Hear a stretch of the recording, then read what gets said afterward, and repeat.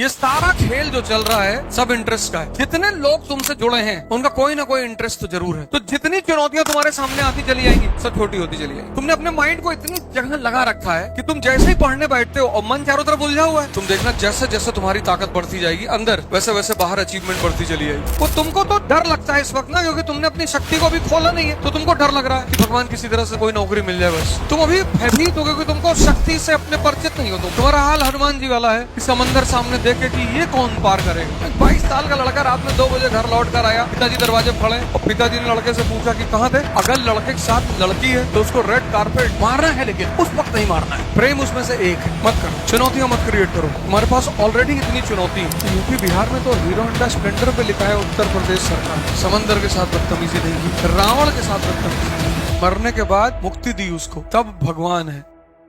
जातिवाद खत्म कर दोगे, क्यों परेशान हो फालतू में। अरे भैया ब्राह्मणों को गाली दे रहे हैं, देने दो, सामने पड़ जाएंगे तो जाएंगे। अरे भैया दलित को गाली दे रहे हैं, देने दो, मुसलमानों को दे रहे हैं। वो तो ये तो अब ये दौर ऐसा चल रहा है, इतनी जनसंख्या है, अगर लोग एक दूसरे को गाली नहीं देंगे तो जिएंगे कैसे। तो तुमने क्या किया है, तुमने अपने मन को इतनी पॉइंट्स पे लगा रखा है, इतना भय क्रिएट कर रखा है अंदर अपने, डर, कि तुम जैसे ही पढ़ने बैठते हो और मन चारों तरफ उलझा हुआ है, तो जब तुम पढ़ने बैठते हो तो वो एक्सेप्ट ही नहीं करता। तो तुम ये खरीद लो, ये, और कम से कम 4 घंटे खड़े होकर पढ़ो। तुम अब तुम्हारी जनरेशन चेयर पे बैठने वाली जनरेशन नहीं है। तुम चेयर पे मत बैठो, तुम ये ले लो, ये बनवा लो और 4 घंटे खड़े होकर पढ़ो। 8 घंटे मत पढ़ना, बैक पेन हो जाएगा। 4 घंटे तुम खड़े होकर पढ़ो, ना नींद आएगी, ना तुमको पढ़ने में दिक्कत होगी, क्योंकि मेहनत हो रही है ना। तो धीरे धीरे धीरे तुम देखना जैसे जैसे तुम्हारी ताकत बढ़ती जाएगी अंदर, वैसे वैसे बाहर अचीवमेंट बढ़ती चली जाएगी। आज से एक मंत्र ले लो मुझसे, जब भी कोई तुमसे मिले और जरूरत से ज्यादा लगाव दिखाने लगे तो समझ जाना अगले 1 हफ्ते में तुमसे कोई काम कहेगा। कोई तुम्हें तुम्हारी फायदे गिनाने लगे तो समझ लेना उसमें उसका फायदा जरूर है। संत महात्माओं को छोड़कर उनका कोई फायदा नहीं होता, वो तो बस कंपैशन, करुणा में ऐसा करते हैं। एक शब्द है, एक, जिसने मेरे जीवन की 70% दिक्कतें खत्म कर दी। अगर मैं 90 कहूं तो अतिशोक्ति नहीं है, एग्जैगरेशन नहीं है, बस एक शब्द, और उस शब्द का नाम है इंटरेस्ट, हित। जितने लोग तुमसे जुड़े हैं उनका कोई ना कोई इंटरेस्ट तो जरूर है। तो जिनके इंटरेस्ट में तुम हो वो तुम्हें पकड़ने की कोशिश कर रहे हैं, जो तुम्हारे इंटरेस्ट में है तुम उनको पकड़ने की कोशिश कर रहे हो। तुम सोचो रिक्शा वाले के साथ सेल्फी लेने को तैयार नहीं हो, क्योंकि वो तुम्हारे इंटरेस्ट में नहीं है, तुम्हारी व्यूअरशिप नहीं बढ़ेगी, उसकी कोई सोशल वैल्यू ही नहीं है। और ले भी लोगे तो ये दिखाने की कोशिश करोगे कि तुम बहुत अच्छे आदमी हो। आज एक गरीब रिक्शे वाले की भावनाओं को सम्मान किया है कोई भाई जो हम लोग को लाइक करे। एक बच्चा है, उसकी फोटो 10 साल से रोटेट हो रही फेसबुक पे कि पता नहीं किसका बच्चा है, खो गया है उज्जैन में, 10 साल से, अब तक वो 20 साल का हो गया होगा।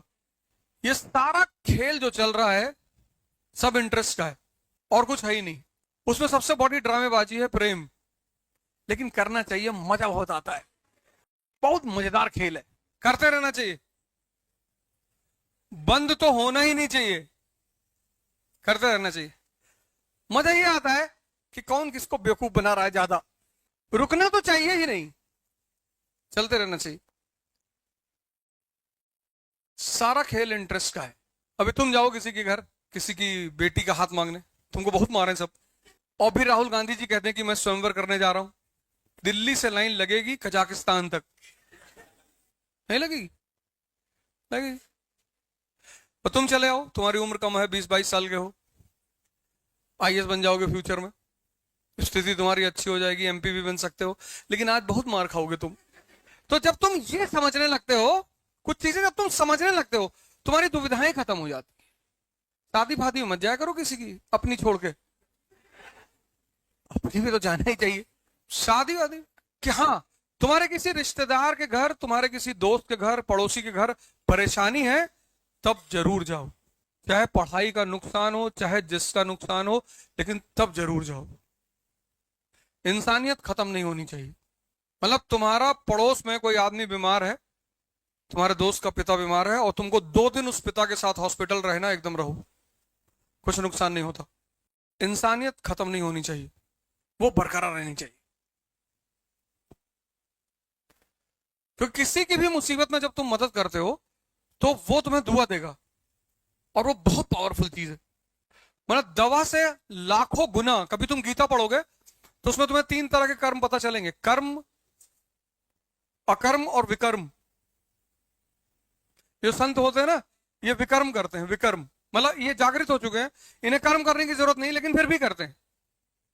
तो जब ये फिर भी करते हैं तो वो जो कर्म करते हैं, अब इनको कर्म की जरूरत तो है नहीं, लेकिन ये करते हैं, तो इनके पास वो सेव होता रहता है। वो जो आशीर्वाद का कॉन्सेप्ट है वो यही है। तो इनके पास चीजें सेव होती हैं, तो उस सेव कर्म को ये किसी को गिफ्ट में दे देता है। से कोई कैंसर का पेशेंट गया, इन्होंने उसके सर पे हाथ रख दिया, जाओ, तो होगा ठीक, वो गारंटी ठीक होगा, 4000% ठीक होगा। क्योंकि अब अपने लिए नहीं कर रहे हैं। इस दुनिया का सबसे प्यारा नियम यह है कि जो जितना बड़ा मूर्ख होगा उसके उतने ज्यादा दुश्मन होंगे।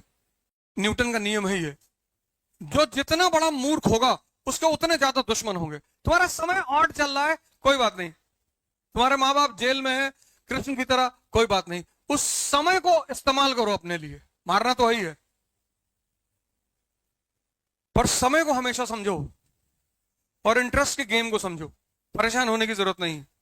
जिसका दिमाग का दायरा बड़ा हो गया, वो तुमको तो डर लगता है इस वक्त ना, क्योंकि तुमने अपनी शक्ति को अभी खोला नहीं है, तो तुमको डर लग रहा है कि भगवान किसी तरह से कोई नौकरी मिल जाए बस। तुम अभी भयभीत हो, क्योंकि तुमको शक्ति से अपने परिचित नहीं हो। तुम्हारा हाल हनुमान जी वाला है कि समंदर सामने देखे कि ये कौन पार करेगा, बोले तुम ही करोगे। अब नर्सरी के बच्चों को देखो, ड्रेस व्रेस कायदे से टाई वाई लगाए, बाल वाल कायदे से करके स्कूल सीधे साधे बन के जा रहे हैं। उल्टा सीधा क्वेश्चन माँ बाप से पूछते हैं, टीचर से पूछते हैं कि पापा हम कैसे पैदा हुए थे। फिर ज्यादातर माँ बाप का वही आंसर है कि मंदिर के सामने जा रहे थे, शंकर जी तुमको दिए थे। अब आजकल के लड़के बहुत चालाक है, कह रहे हैं भैया वो सुहागरात वाला कॉन्सेप्ट खत्म हो गया, सब मंदिर से आ रहे हैं। 5 का जो लड़का है वो चुप हो जाता है, समझने लगता है धीरे धीरे, तो थोड़ी सी चीजें पकड़ में आनी शुरू हो जाती है कि ना ना ये सब तो झूठ बोल रहे हैं, खेल कुछ और ही है। 12th का जो लड़का है उसकी तुम अगर बॉडी लैंग्वेज देखो, कभी स्कूल के सामने छुट्टी के वक्त खड़े हो स्कूल के सामने, और 12th के लड़कों को देखो, ये 2-3 बटन खुली है, ये कॉलर ऐसे खड़ा हुआ है, कॉलर खड़ा है। कॉलर खड़ा क्यों है? 16 साल उम्र, टेस्टोस्टेरोन पैदा हो चुका है, और टेस्टोस्टेरोन ने नीचे से मारा, ताकत बढ़ा से कॉलर खड़ा हो गया तुरंत। और वो 16-17 साल का जो लड़का है, अगर तुम उसकी बॉडी लैंग्वेज देखो तो सीधे कभी नहीं खड़ा होता वो। और 16-17 साल के लड़के से कोई भी दिक्कत बता दो, कोई भी, कि भैया वो मकान मालिक बहुत परेशान कर रहा है, उड़ा दे। बस उस वक्त उसको पता नहीं चल पाता कि यार इस एनर्जी को अगर सही इस्तेमाल कर लिया जाए। जैसे तुम जाओगे सदगुरु के आश्रम में, तो वहां उनका अपना स्कूल है, कोई बच्चे को मारता नहीं है, और ज्यादातर लाइव पढ़ाने की कोशिश होती है। लाइव मतलब दिखाकर, डेमो देकर। बच्चों को क्या मारना है यार, ये पूरा कॉन्सेप्ट ही खराब है बच्चों को मारने का। और बच्चों को अगर मारते हो तो ग्रेजुएशन के मास्टर को भी AK-47 लेके क्लास में जाना चाहिए। बड़ों को भी मारो तब। बच्चों को तो पढ़ाई के लिए बिल्कुल नहीं मारना चाहिए। मतलब मैं तो इस बात के एकदम खिलाफ हूं कि बच्चों को तो मारना ही नहीं चाहिए। हाँ, कभी कभी साल में एक बार टॉर्चर करना चाहिए, पर एक बार, और उस एक बार से उस बच्चे के मन में यह रहे कि भैया इससे बदतमीजी ना करना। एक 22 साल का लड़का रात में 2 बजे घर लौट कर आया, पिताजी दरवाजे पर खड़े, और पिताजी ने लड़के से पूछा कि कहां थे, और उसने पलट के कहा कि तुमसे मतलब। तो समझदार जो पिता होगा वो अपना स्टैंड तुरंत चेंज कर देगा कि अरे नहीं बेटा, हम तो ऐसे ही पूछ रहे थे, तुमको पता था देर हो जाएगी, मेरी कार ले आते तुम। और अगर लड़के के साथ लड़की है तो उसको रेड कारपेट की जिले इलाही मारना है, लेकिन उस वक्त नहीं मारना है। कभी भी अपने घर के किसी भी सदस्य को बाहर ह्यूमिलिएट नहीं करना है कभी भी, वो कितनी बड़ी भी गलती कर दे किसी दूसरे के सामने, चाहे वो भाई है, बहन है, माँ है, बाप है, बीवी है, पत्नी है, कोई भी है, बाहर किसी के सामने कुछ नहीं बोलना है, मुस्कुराना है। अच्छा, अरे वाह यार, तुम तो कार लड़ा आए थे, दूसरी वाली भी लड़ा देना जी भैया। बाहर किसी को पता नहीं चलना चाहिए कि तुमने अपने घर के किसी सदस्य को कुछ कहा है, पर मानना है। अगर कह दिए कि तुमसे मतलब, तो 11 बजे दिन में दरवाजा बंद करके 3-4 लोग बुलाकर मार, पट मारना तो है। इस जीवन में किसी को माफ नहीं करना है। Forgiveness is the quality of God and we are not gods. पर किसी को यहां नहीं रखना है। किसी ने तुम्हारे साथ बदतमीजी कर दी है, उसको देख के मुस्कुराया करो कि कोई बात नहीं, वेरी गुड। जैसे तुम लड़ रहे हो ना, ऐसे हम भी लड़ रहे हैं। हमारी तुम्हारी लड़ाई में फर्क सिर्फ इतना है कि तुम्हारी उम्र बहुत कम है और अनुभव भी कम है। और मेरे अनुभव अगर ले लोगे जीवन में तो इतने काम आएंगे तुमको, ये सब तो किताब में लिखा हुआ है, लेकिन ऐसे ही पढ़ना है। ओल्ड रिस्ट्रिक्शन, समझदार बाप एकदम स्टैंड को चेंज कर लिया कि नहीं कोई बात, आराम से तुम 4 बजे आया करो सुबह यार। तुम उल्टी सीधी बात करोगे तो सब मान थोड़ी लेंगे, और उम्र के बाद लोग सवाल करेंगे। भाई अमेरिका ने कहा कि सद्दाम हुसैन पे हमला कर रहा है, दुनिया ने कहा क्यों? बोले WMD। WMD, women of mass destruction. अरे बोले वुमेन नहीं, वेपन।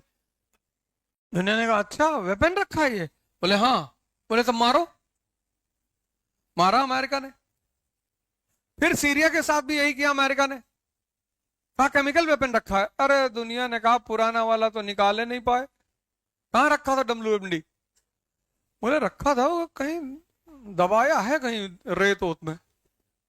एक बार तुम किसी को बेवकूफ बना सकते हो, एक समय के बाद। और तुम अगर अपनी आंखें थोड़ी सी खोल लो अगर, तो तुमको कोई बेवकूफ नहीं बना सकता। और अगर तुम बन रहे हो तो या तो जानबूझ के बन रहे हो, मजा आ रहा है।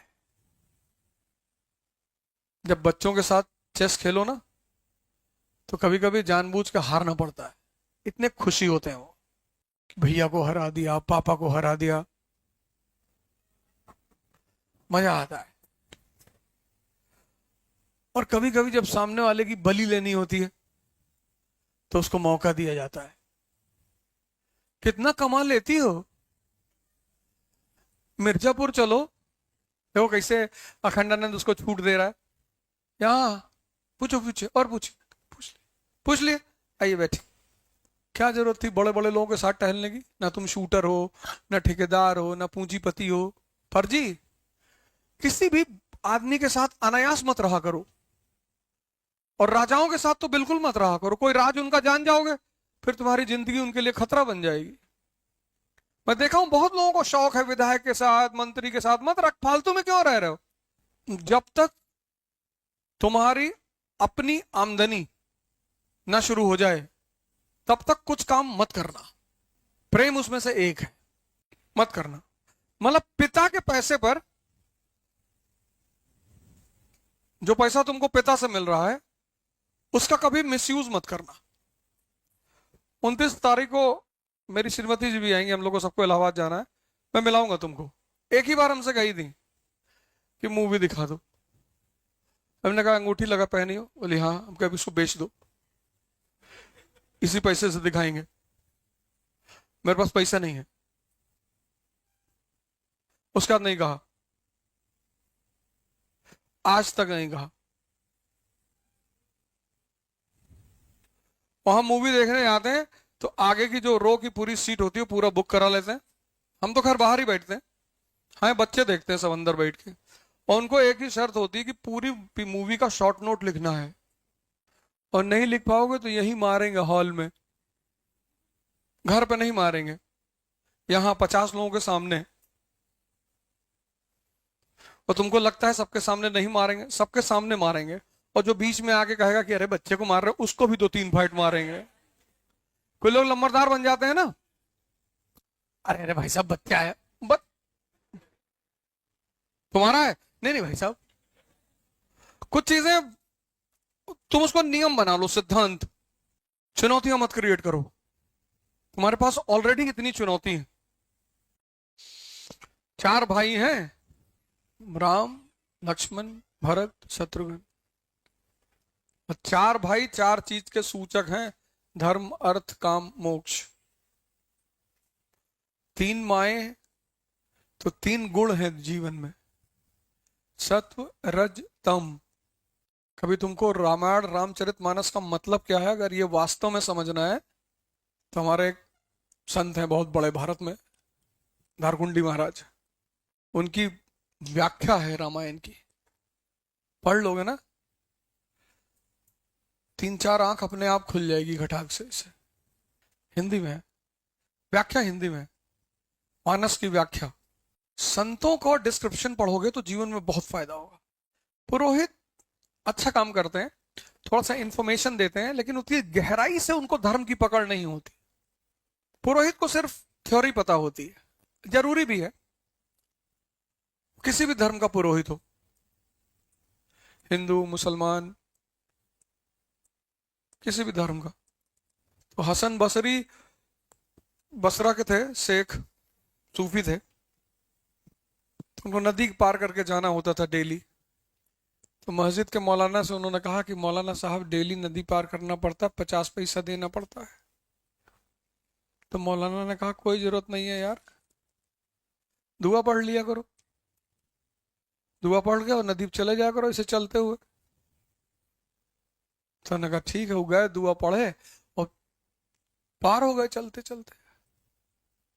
अब वो डेली यही करते थे, चल के चले आते थे, उतर आते। एक दिन मौलाना साहब फंस गए नदी किनारे, रात में नाव बंद हो गई। मौलाना साहब बसरी साहब को मिले, बोले यार हसन यार नदी पार करनी है। अरे बोले क्या, आप ही तो बताए थे हमको कि दुआ पढ़ लो निकल जाओ, तो आप भी पढ़ के निकल जाओ। तो बोले तुम निकल जाते हो? अरे बोले है, तब से तो यही कर ही रहे हैं। तो दुआ पढ़े हसन साहब और नदी पे चलते हुए चले गए, फिर लौट आए। मौलाना को लगा अरे यार हम ही बताए थे इसको। तो मौलाना भी पढ़ के चले, जैसे चले डूब गए। बहुत बड़े संत थे वेस्ट एशिया में, बयाजिद। तो दोनों लोग उनके पास गए कि महाराज यही सिखाए थे हमको, ये डूब जा रहे हैं और हम चल रहे हैं। तो कहे तुम बहुत यकीन से पढ़ते हो, इनको पता तो है, यकीन नहीं है। धर्म इतनी बड़ी चीज है, हम तो इतने लोग गाली वाली देते रहते हैं, ये है वो है, हम राम को नहीं मानते। बहुत अच्छा, बहुत बढ़िया, जाओ चाय पियोगे? नहीं नहीं, जाओ। अबे हम ठेका लिए सबको धर्म मनवाने का, मत मानो है, हम सबको ठेका लिए हैं, मत। बहुत हमारे दोस्त हैं, हम नहीं मानते, हम हिंदू धर्म को नहीं मानते, हम हनुमान को नहीं मानते। बहुत अच्छा, जाओ। बीड़ी पियोगे? नहीं नहीं, जाओ। तुम इतना लोड क्यों लेते हो? कभी कभी तुम कोशिश करते हो किसी को डराने की, लेकिन वो इतना अंदर से परेशान होता है कि वो डरता नहीं। आईपीएस बन जाना तो झोपड़पट्टी में मत जाना, स्लम एरिया में पिस्टल उस्टल लेके नाच रहे हो वहां, क्योंकि वो जो स्लम एरिया का आदमी ना, उसकी जिंदगी ऑलरेडी नर्क है। ये जो मिडिल क्लास है ना, ये पुलिस वालों से डरता है, इसकी जिंदगी स्टेबल होती है, बीवी है, चिंटू पिंटू है, संडे को ले आता उनको बैराज पे पिकनिक मनाने के लिए। पिकनिक में क्या मनाता है हमको आज तक समझ में नहीं आया। मतलब एक बार हम गए थे, वहां एक दोस्त थे, गए इंडिया गेट पे, अपना बेडशीट उडशीट बिछाए, सब खाने पीने के निकाले।